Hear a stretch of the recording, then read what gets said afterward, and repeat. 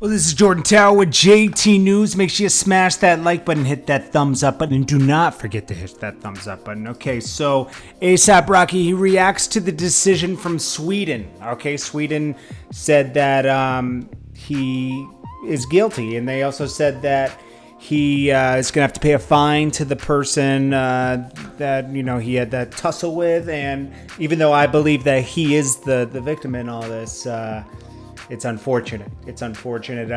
So he reacted, and he's just happy to be home, man. I mean, come on. He said, "I am of course disappointed by today's verdict. I wanted to say thanks again to all my fans, friends, and everyone who showed me love during this difficult time. I'm gonna keep moving forward. Thank you to my team, my management, attorneys, label, and everyone who's advocated for justice." So, hey, he's home. Then we got Jay-Z. Okay, so Nessa, who's dating Colin Kaepernick, she tells Jay-Z that he's a liar. Okay, I mean, this is what she said. Okay, I thought it was weird that he did do this whole NFL deal, but he did say that Jay-Z spoke to Colin Kaepernick ahead of NFL partnership. That's what it says.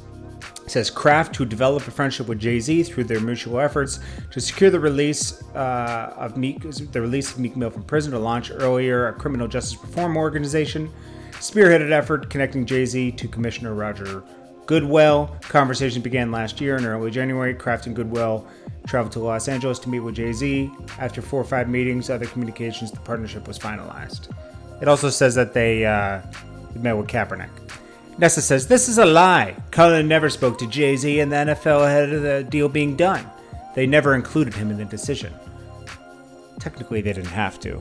But, I think the whole thing's weird because Colin Kaepernick, okay, I like Colin Kaepernick, okay, he's fine.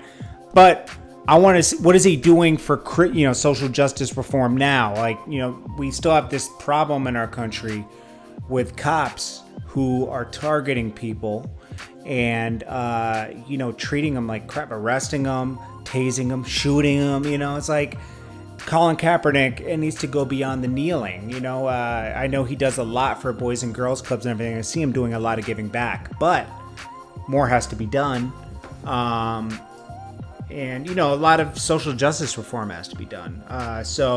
Anyways, I'm just saying, like, Colin Kaepernick has to be held accountable, and so does Jay-Z. Jay-Z didn't really discuss with anyone else about the NFL thing, but if anyone else had done a deal with the NFL, that would have been an issue, right? Everyone would have had a big thing. If Cardi B performed at the Super Bowl these couple months ago, that would have been a big deal, right? It would have been, a problem.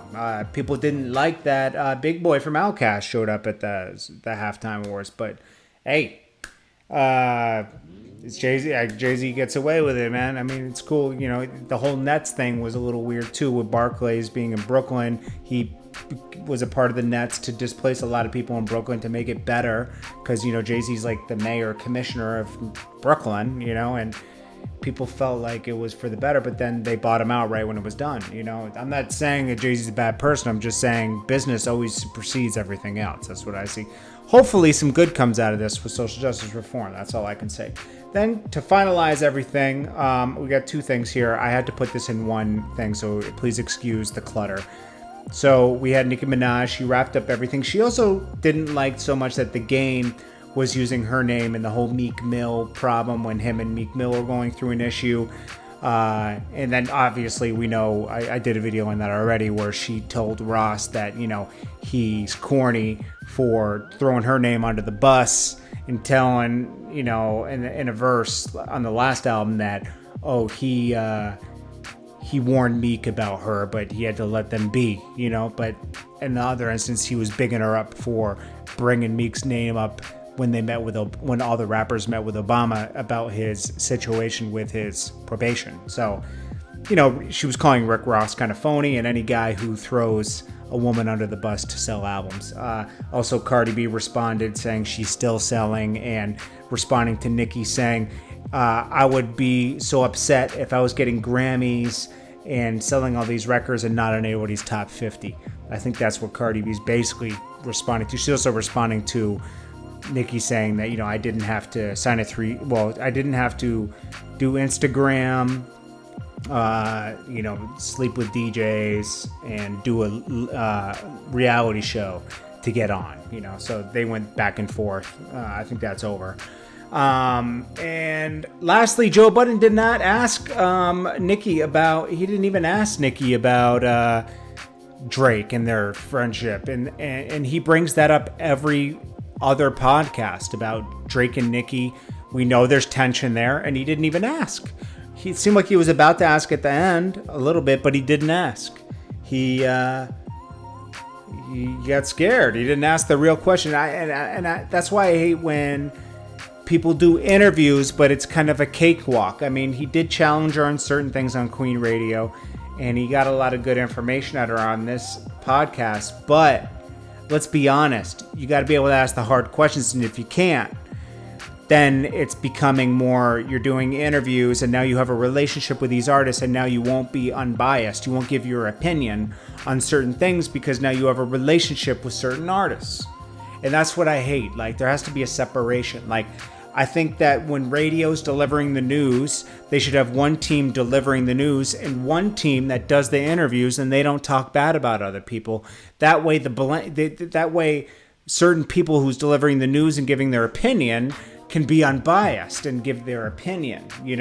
That's my point. I think that things get really messed up in media when entertainers and everybody is having a relationship with the people reporting on media. It's the same thing with politics and Fox, CNN, and all that. When they have relationships with politicians, it messes everything up. You shouldn't mix the two, That's just my point in that. And then lastly in here, you're going to see, I'm sorry I didn't put it up, but Rick Ross, he took some digs at Kanye West on Vegas residency. He said, watching Kanye interview, I feel like I want to cry for every innocent brother charged with a homicide. Went from a battle raps to now he's wearing MAGA hats. He continues to diss Kanye. And then he's asked about this in an interview, but you're friends with Kanye. You could have had this conversation behind closed scenes. But again, Rick Ross is trying to sell albums through having problems with people like Birdman and everything. I like that he stuck up for Wayne and everything, but he really milked the Birdman thing to sell his last album. And he milked the Nicki thing because Meek and Nicki fell apart in their relationship. He used that to drag Nicki a little bit. He used the Drake and Meek Mill beef at one point to say, oh, we're not scared of your big homie. We'll jump off the porch for you too. Whatever.